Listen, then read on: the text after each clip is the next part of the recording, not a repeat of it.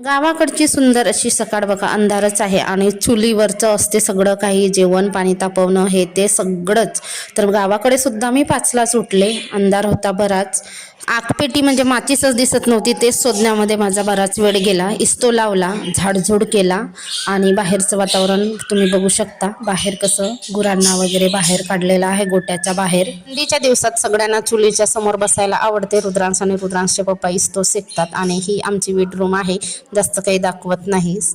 आमच्या घरी होती पूजा, त्याच्या स्वयंपाक आहे.